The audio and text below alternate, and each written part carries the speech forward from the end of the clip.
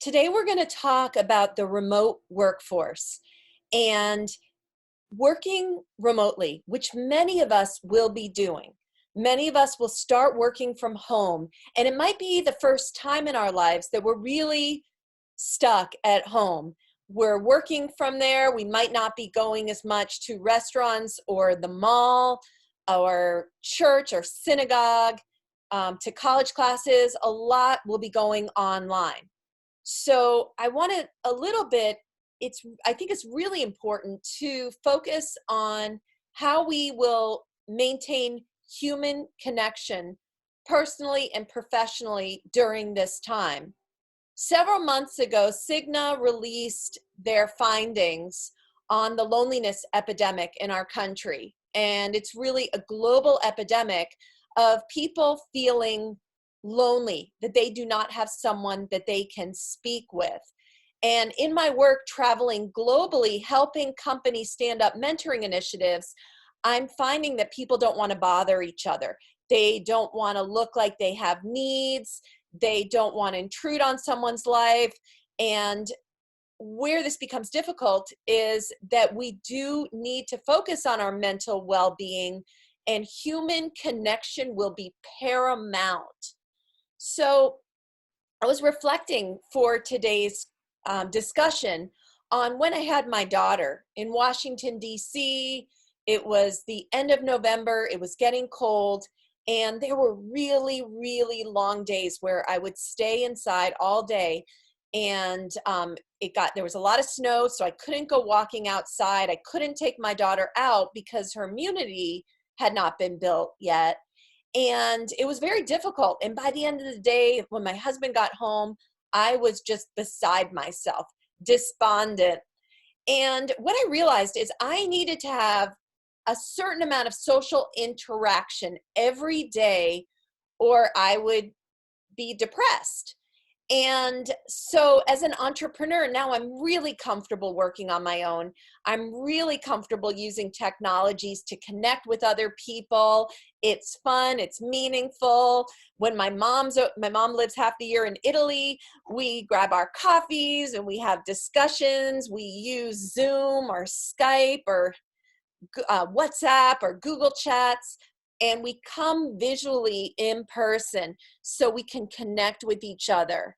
Okay, it's very different if you think you're talking to someone on the phone and they're typing.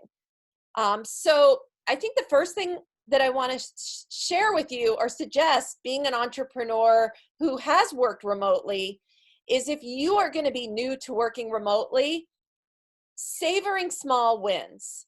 A lot of times, someone said to me the other day, Julie, just focus on accomplishing 6 things a day. And so first, it's important to set up a space where you can work comfortably, and ideally a place that at the end of the day, you can walk out of, close the door, and turn your work life off and your personal life, home life on. So having a little bit of work-life separation is advisable.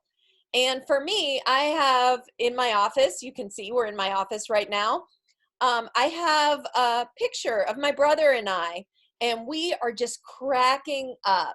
So when I look at that picture, which I'm glancing at now, I remember that as a child, I had a very free spirit and very hopeful about the world. And I always ask myself, who do I want to be for her? Am I taking risks, having fun, building, connecting with that childlike spirit? So just that, having something around you, flowers, something, a motivational quote, just think about your surroundings and comfort. Obviously for me, I love strong coffee. So I've got my Nespresso maker and my Keurig, and I stocked up on coffee. So savoring small wins, how do you do that? As an executive, we tend to live and die by the whiteboard. And so on the whiteboard, things that you really need to get done, A, B, and C priorities, and really looking at some goals that you have for the next 3 days, 7 days, 14 days, 28 days, so that when you start work every day, you know where you're going. Okay, you have some vision, you have some goals, and track progress. Sometimes in business, you don't know, you're doing so much, but you don't know if you're getting any results or it's not clear. So I started writing on stickies, little post-it notes, when I had breakthroughs, savoring small wins so that I knew I was accomplishing towards those goals. Also, moves management. If I have a teleconference with someone, what are the next steps? Are we going to circle back in 30 days, 60 days? You know, are we going to do something together? Did I make commitments to deliver on something? So keeping track of that, I also use my whiteboard because I like to have a visual representation. Certainly Excel or other CRM software. We use Bitrix as well, Bitrix 24, Salesforce, HubSpot are all great. What motivates me right now? I'm motivated by making a difference during the coronavirus and getting people to not isolate, but bringing professionals together to focus on dealing with ambiguity, uncertainty, and change. So I made a commitment to do flash mentoring, think speed dating sessions to bring people together. I have 50 breakout rooms and enable people to help each other and connect. From that, I have another recommendation, which is to get a few buddies who you can learn from, they can learn from you. Peer-to-peer is fine. Make sure you're connecting on a schedule. Maybe it's every morning before you start work. Maybe it's at 4 p.m. Having those connection points to look forward to. And if it's maybe a project you guys have wanted to work on that you're really excited about, focus, use this time to connect. I really recommend, again, that you come in person. It will get you to wash your face and brush your hair and dress up, at least from the top up, to have those meetings, and you'll feel better about your day. You'll feel like a professional. If I come in and I am just exhausted and I haven't brushed my teeth and I haven't eaten breakfast, I'm not going to be that great on the call. So think about that.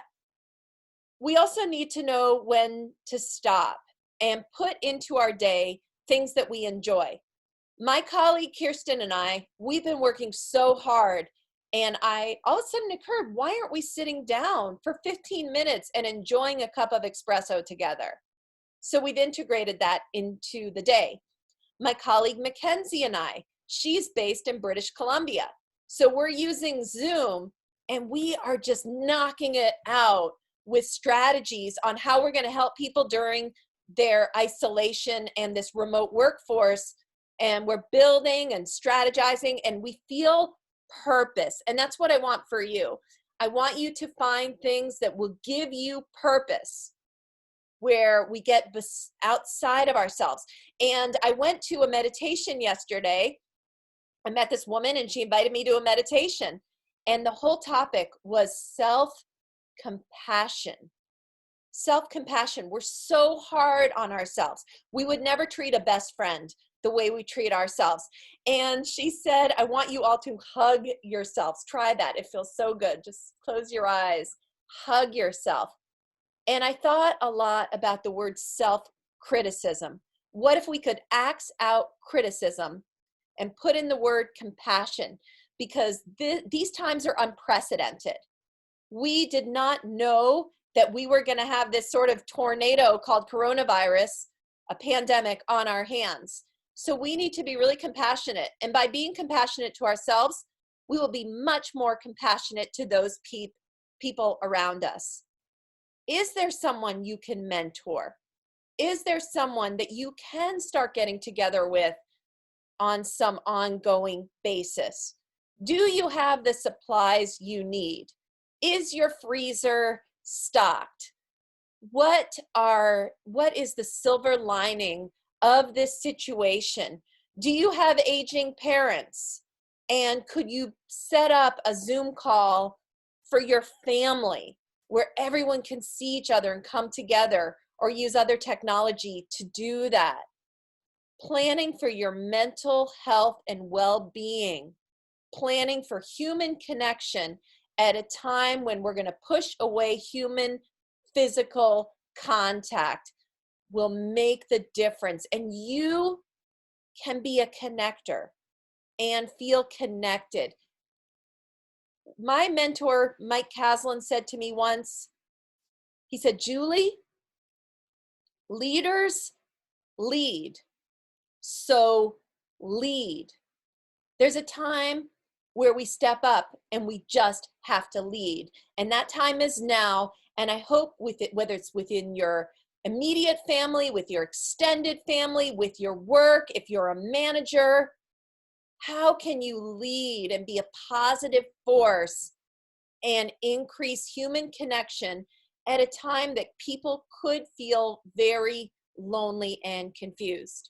So I'm here for you. My team's here for you. We'll be running flash mentoring sessions for professionals weekly while this is going on, and continue to share, and please share your learning with us too. Thank you very much.